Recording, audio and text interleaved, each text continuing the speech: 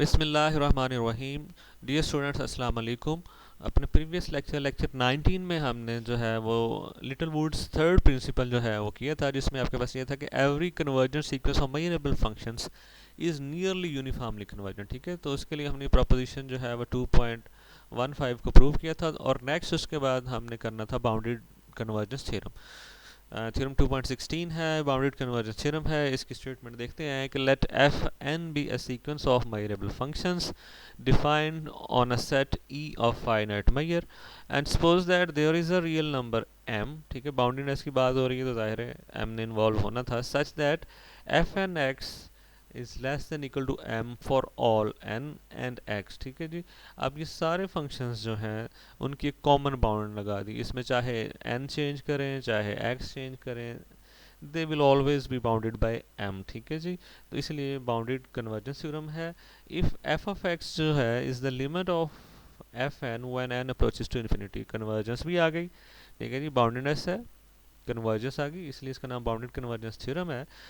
If f of x is equal to limit n approaches to infinity f n x for each x from e, अगर आपके पास limit है f of x f n x की point wisely, then Lebesgue integral of f is equal to limit of Lebesgue integral of this sequence of functions। ठीक है जी, तो इसको हम प्रूव करेंगे कि अगर आपके पास sequence of measurable functions है defined on a measurable set of finite measure, तो आपके पास उसकी लिमिट अगर है f, तो लिबेग इंटीग्रल ऑफ f जो है वो जो सीक्वेंस के फंक्शंस जो हैं इनकी लिबेग इंटीग्रल्स की लिमिट के तौर पे आप लिख सकते हैं। ठीक है जी, तो अगर आपके पास ये फाइंड करनी आसान हो और इसको आप कर सकते हो, तो फिर आपके पास ये जिस लिमिट वाला फंक्शन है वो जितना भी कॉम्प्लिकेटेड हो, आप सिंपली इसकी लिमिट ले लें और इसका लिबेग इंटीग्रल आ जाएगा। ठीक है जी,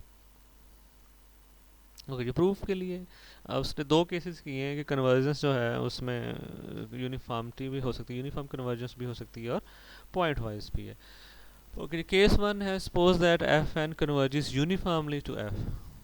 ठीक है जी, पहले में उसने ले लिया है कि f n converges uniformly to f so that for every epsilon greater than 0 there exist a positive integer n star. आपके पास एक जो है वो बैरियर, जिसको जैसे आपने पी टाइप रखा था, इसमें उसने एन के ऊपर स्टैटिक लगा दी है, such that f N x minus F of x is less than epsilon over measure of E for all N greater than equal to n static. तो बेसिकली ये एप्सिलॉन को उसने थोड़ा सा शेप अप किया है एप्सिलॉन के नीचे, ताकि एंड पे जो है वो चीज़ें सिंप्लीफाई हो जाए। एप्सिलॉन ओवर मेजर ऑफ ई लगा दिए, तो बिकॉज ऑफ कन्वर्जेंस, अजम्पशन के अंदर कन्वर्जेंस है तो लाजमी है कि कोई बैरियर जो है वो मौजूद होगा, चाहे यहाँ पे आप किसी तरह का भी नंबर बना लें।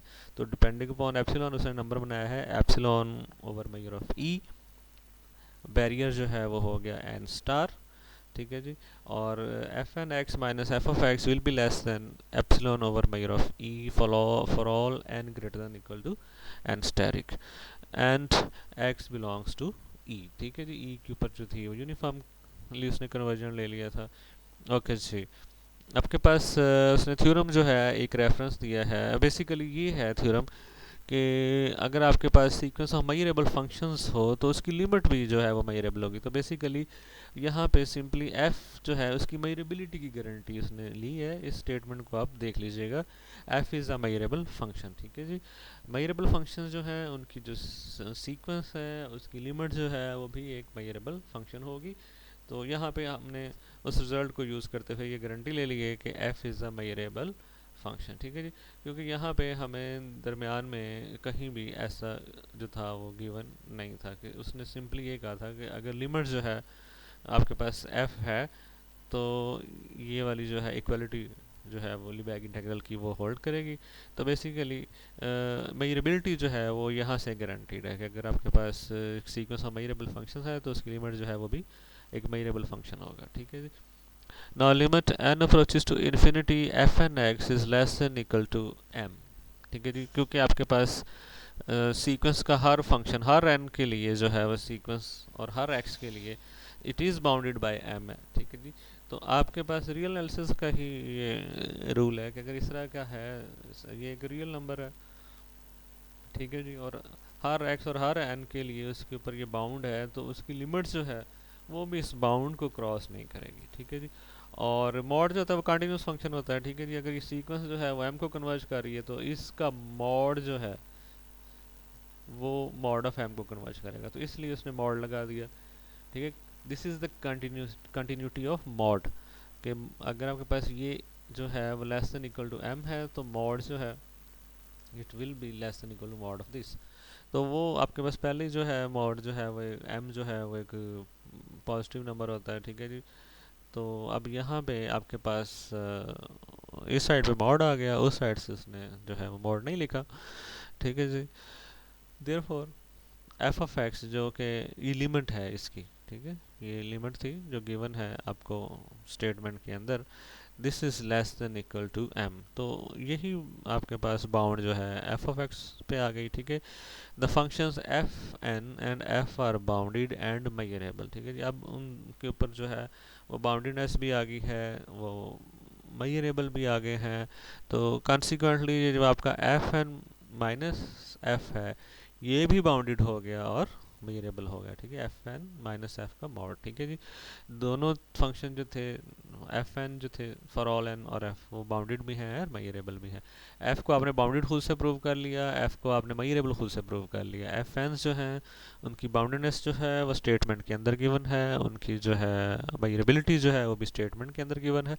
तो यहाँ से आपके पास ओवरऑल रिजल्ट जो है ये बन गया कि f n minus f is bounded and measurable. अच्छा, उसके बाद आप इंटीग्रेशन की तरफ जाते हैं।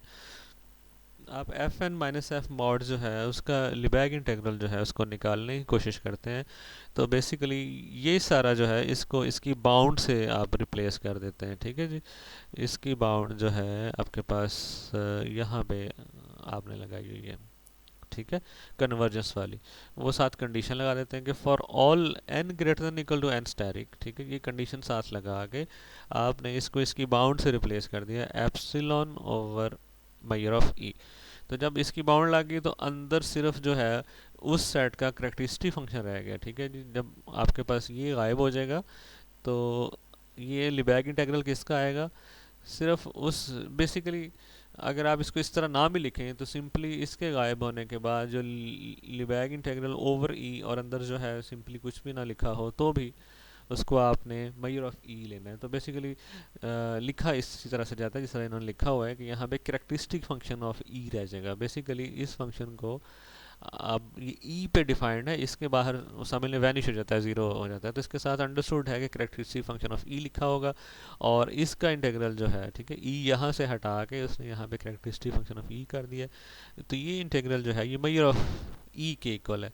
तो मेजर ऑफ ई ये वाला और ये नीचे वाला cancel is equal to epsilon, और this holds for all N greater than equal to N steric.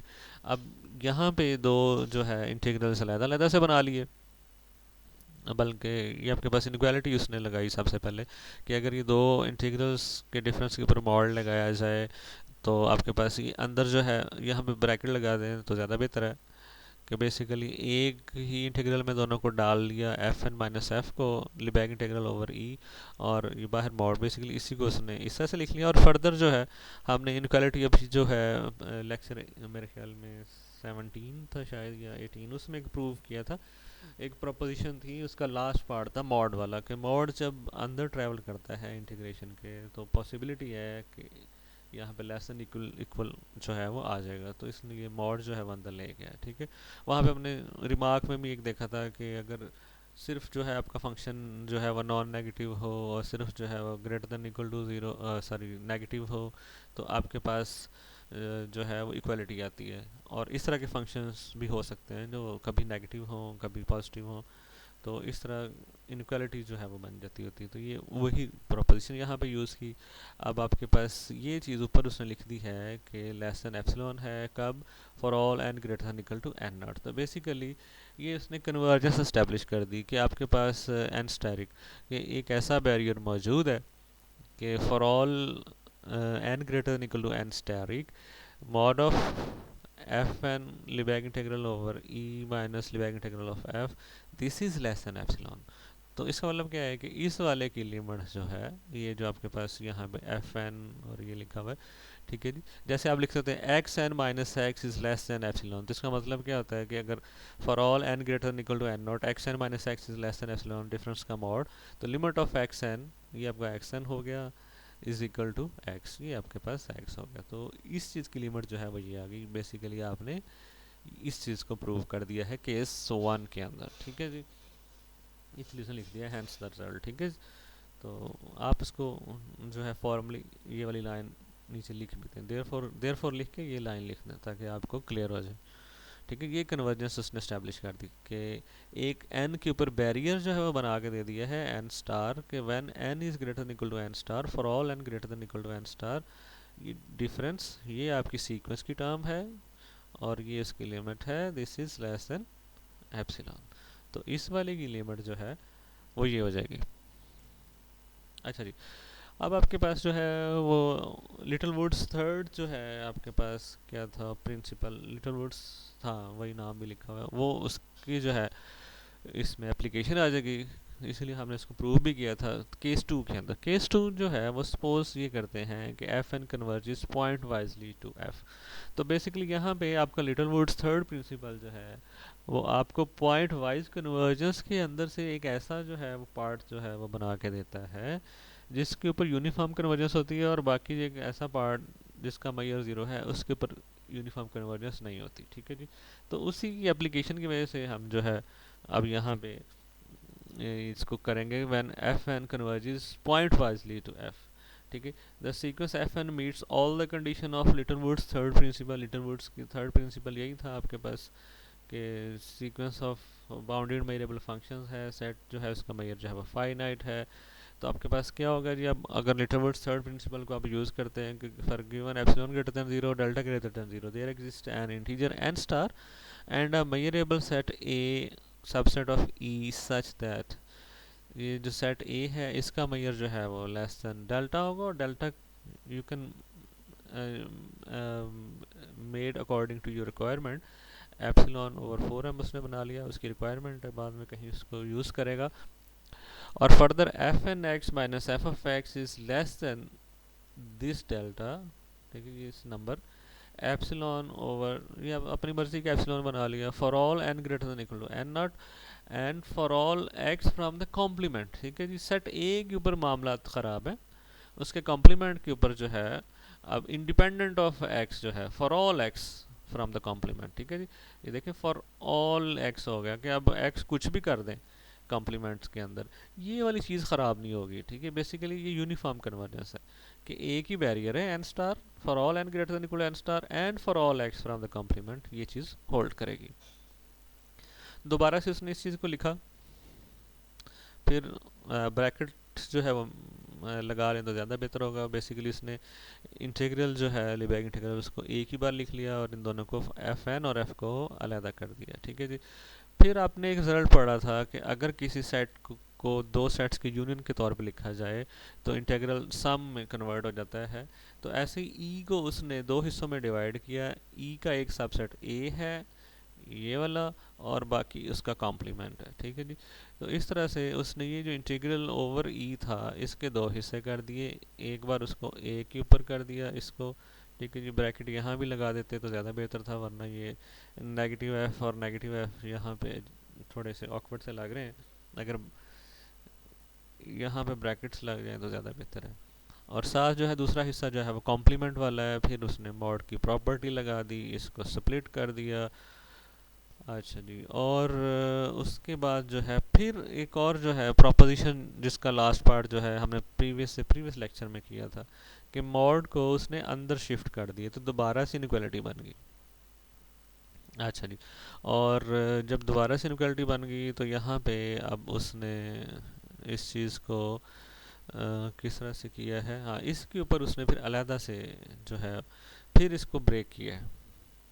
F N जो है इसके ऊपर अलहदा से मॉड लगाया है, एफ जो है इसके ऊपर अलहदा से मॉड लगाया है, और इन दोनों के ऊपर अलग-अलग उसने इंटीग्रेशन कर दी। इस पहला हिस्सा जो है ये वाला फर्स्ट पार्ट जो है इसके फर्दर टू पार्ट्स कर दिए हैं, मॉड को यहाँ पे और यहाँ पे लिखा, नेगेटिव साइन को उसने मॉड के साथ जो है वो टैकल किया, और और उसके बाद इंटीग्रेशन को लाया। पहले इनक्वालिटी जो है वो बनी इस मॉड की वजह से, और फिर इंटीग्रेशन दोनों के ऊपर अलग अलग से उसने लगा दी। ठीक है, तो ये वाला जो था वो ये दो हिस्सों में आपके पास आ गया। अच्छा, इसके ऊपर एक बाउंड थी, f n f minus f set था आपके पास, ये कॉम्प्लीमेंट वाला, सॉरी, कॉम्प्लीमेंट वाला जो था उसके ऊपर एक बाउंड थी, वो उसने ये लगा दी, और साथ जो है वो कॉम्प्लीमेंट वाला जो है उसका मैयर आ गया। ठीक है, जब यहाँ पे आपने इसकी बाउंड लगा दी तो अंदर करेक्टरिस्टिक फंक्शन रह गया। तो मैंने आपको पहले शायद इसी लेक्चर में, मेरे ख्याल में शायद ऊपर बताया है कि जब ये बाहर आएगा तो यहाँ पे आप कुछ लिखे बगैर ही साथ Maihar of the particular set जिसके ऊपर आप इंटीग्रेशन कर सकते हैं वो लिख सकते हैं। ठीक है जी, तो जैसे आप सिंपली जो है वन कंसिडर करके उसका इंटीग्रल एक्स लिख सकते हैं, तो यहाँ पे एक्स लिखा जाएगा, बल्कि मैयर ऑफ दिस सेट लिखा जाएगा, मैयर ऑफ ई कम्प्लीमेंट। और मैयर ऑफ ई कम्प्लीमेंट आपको पता है वो जो मोनोटोनिसिटी होती है कि ये मैयर ऑफ ई से लेस होगा, this will be less than measure of E. ठीक है जी, ये यहाँ पे जब मॉड स्प्लिट हुआ है तो आपके पास लेस देन इक्वल था, लेकिन फिर ये स्ट्रिक्टली लेस इसलिए है कि this was strictly less than this. ठीक है, तो ये स्ट्रिक्टली लेस है, ये फर्दर फिर स्ट्रिक्टली लेस हो जाएगा because measure of A complement is strictly less than measure of E. ठीक है जी, ये चीज़ आपके पास आ गई। तो इस तरह से आपके पास अच्छा, फिर इनकी भी बाउंड लग गई, इनकी कॉमन बाउंड, ये एम लग गया, साथ मैयर ऑफ ए आ जाएगा, और ऐसे यहाँ भी इसकी बाउंड लग गई और साथ मैयर ऑफ ए आ गया। ठीक है जी, और यहाँ पे आपने लेस देन मैयर ऑफ ई लगा दिया, तो ये कैंसिल हो गया, एप्सिलॉन बाई टू आ गया, तो आपके पास आ गया two into measure of A, two m measure of A, और प्लस जो है एप्सिलॉन बाई टू। और ये मैयर ऑफ ए जो था उसके लिए भी आपने कोई पहले से जो है किया हुआ था कि this is less than epsilon over 4m। तो ये सारी इंजीनियरिंग करके एप्सिलॉन ओवर 4m से एप्सिलॉन ओवर 2 बच गया, ये इससे कैंसिल हो गए, और epsilon over 2 plus epsilon over 2 is equal to epsilon. तो दोबारा से आपने ये कन्वर्जेंस एस्टेब्लिश कर दी कि इनका डिफरेंस का मॉड जो है वो लेस देन एप्सिलॉन हो गया। ठीक है जी, तो इस तरह से दोबारा से आपके पास कन्वर्जेंस जो है वो आ गई है। ठीक है जी,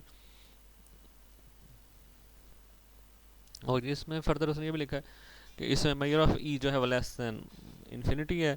और उसके बाद कोई एक्सरसाइज है 4.9, इसको आपने देख लेना है कि अगर उसमें आपके पास मैयर ऑफ ई जो है वो फाइनाइट ना हो तो आपके पास जो है वो ये थ्योरम जो है वो बाउंडेड कन्वर्जेंस थ्योरम उसका होल्ड करना ज़रूरी नहीं है। ठीक है जी, अच्छा, उसके बाद इसी की एप्लीकेशन उसने लगाई की है, एक एग्जांपल उसको भी साथ ही देख लेते हैं।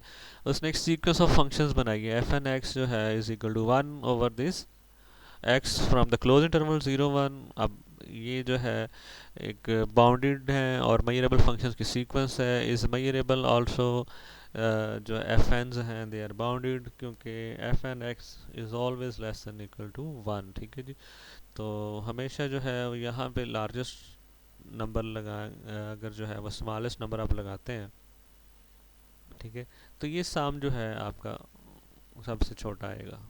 ठीक है, और उसके बाद जैसे जैसे ही नंबर बढ़ता जाएगा ये साम बढ़ता जाएगा। ठीक है जी, और इसकी लार्जेस्ट पॉसिबल वैल्यू है जब आपके पास नीचे वाला स्मॉलेस्ट हो, तो 1 प्लस 0, तो वो हमेशा 1 ही आएगा, वो जब से छोटा होगा। तो एफ एन एक्स जो है they are less than equal to 1। ठीक है जी, for all n and for all x, तो ये सारे बाउंडेड हैं, मैयरेबल भी हैं। ठीक है, since each fn is bounded and measurable, so the limit function f of x is equal to 1 over e raised to the power x। तो आप लिमिट आप अगर इसकी लेते हैं when n approaches to infinity तो यहाँ पे लगेगी, और ये e बन जाता था limit when n approaches to infinity 1 plus x over n raised to the power n, this is e। ठीक है जी, तो ये e की पावर x, ठीक है, e की पावर x जो है बन गया, और ये लिमिट फंक्शन है, ये भी बाउंडेड है और मेजरेबल है। तो इस तरह से अब आप जब ये जो एफ एन का लिबैग इंटेग्रल फ्रॉम 0 to 1 लेते हैं, तो this will be equal to okay, basically उसने लिबैग इंटीग्रल को यहाँ पे इसकी इक्वलेंस यूज़ कर लिया, ठीक है जी। वो आपने जो प्रीवियस जो है लिटरेचर उसमें पढ़ा होगा कि इनको किन सूरत हाल में इक्वलेंट जो है वो लिख सकते हैं। तो यहाँ पे Lebesgue integral of f n from 0 to 1 जो है वो Riemann integral of f n from 0 to 1 हो गया। और फिर जो है आप इसको इंटीग्रेट जो है वो कर लेंगे, आपके पास इसकी डेफिनेशन होगी एफ एन की 1/1 प्लस एक्स ओवर एन और एन। और इसके बाद उसने इसको जो है वो इंटीग्रेट कर लिया। इसको आपने देख लेना है, इसकी इंटीग्रेशन जो है वो ये आ गई फ्रॉम 0 to 1। और फिर उसकी जब उसने लिमिट ली, limit one n approaches to infinity, तो आपके पास ये 1 - 1/e ही आ गया जब इसकी लिमिट ली। तो इसको 1 - 1/e यहीं से 1 - 1/e, ठीक है जी। और ये जो है आपके पास ये बाहर वाला जो है इसको n पे डिवाइड कर दें, नीचे वाले को भी, तो ये 1 और 1 - 1/n हो जाएगा। तो ये हो गया 1 जब आप लिमिट लगाएंगे, ये भी 1 हो गया। और ये जो है e बन गया। तो ठीक है, तो उसने लिबैग इंटीग्रल को इक्वलेंट किया रीमान इंटीग्रल के। रीमान इंटीग्रेशन आप कर सकते हैं, ठीक है, जिस तरह से आप आम इंटीग्रेशन करते हैं। एफ एन एक्स जो है वो ये लगाएं और उसके बाद जो है इसको ऊपर ले जाएं, ऊपर ले जाएं और पावर जो है उसमें से एक जो है वो नेगेटिव एन हो गया। और उसके बाद जो है आपने 1/n जो है 1/n से मल्टीप्लाई और डिवाइड कर दिया, तो बाहर n आ गया। और साथ जो है आपका अंदर जो है इंटीग्रेशन के अंदर वो 1/n आ जाएगा। आप इस इंटीग्रेशन को करना जानते हैं। और उसके बाद पावर में जो है आप जो है वो उतार लेंगे पावर जो कि बाहर आ गई। और फिर उसमें मेरे ख्याल में आप शायद इंटीग्रेशन जब करते हैं तो +1 करते होते हैं। तो इस तरह से इसको देख लीजिएगा अगर। ओके जी, तो अब ये है लिमिट इसने लगा दी। उसके बाद ये लिमिट लग गई तो 1 1 और ये ई आ गया, ठीक है जी। तो आपके पास एलसीएम हो गया, e - 1/e हो गया। तो ये सूरत हाल बन गई। लिमिट ऑफ फंक्शंस जो है आपके पास। अच्छा जी, अब आप जो है वो लिमिट जब फंक्शंस की लिमिट लगाते हैं तो वो क्या होगा जी, 0 to 1 limit n f n, वो इसकी लिमिट जो है वो 1/x आ गई। तो वो आपके पास क्या हो गया जी, वो हो गया e - 1/e। तो इसकी जो है आपके पास रिमान इंटीग्रेशन है, इस केस में भी रिमान इंटीग्रेशन उसने कर दी है। तो इसकी जो है आपके पास इंटीग्रेशन जब आपने की तो e की पावर नेगेटिव एक्स आ गया और नेगेटिव बाहर। और फिर उसके बाद उसने ई की पावर नेगेटिव एक्स जो है वही उसका आ गया जो है वो रिमान इंटीग्रल। और फिर लिमिट्स लगा दी, ठीक है जी। ओके जी, तो अब वो उसने यहाँ से ये क्लेम किया है कि ये वाली सूरत हाल आपकी जो है वो होल्ड कर गई, दोनों लिमिट्स जो है वो सेम आ गई। लिबैग इंटीग्रल ऑफ एफ एन जो है इसकी लिमिट, ठीक है जी, जो कि ये उसने लगाई थी लिबैग इंटीग्रल ऑफ एन। और उसके बाद ये जो लिमिट थी उसका लिबैग इंटीग्रल, वो दोनों जो है वो सेम है, ठीक है जी। तो इसको इंटीग्रेशन को ज़रा देख लीजिएगा, ठीक है जी। ओके जी, इसको यहीं तक रखिए जी। अल्लाह हाफिज़, अस्सलाम वालेकुम।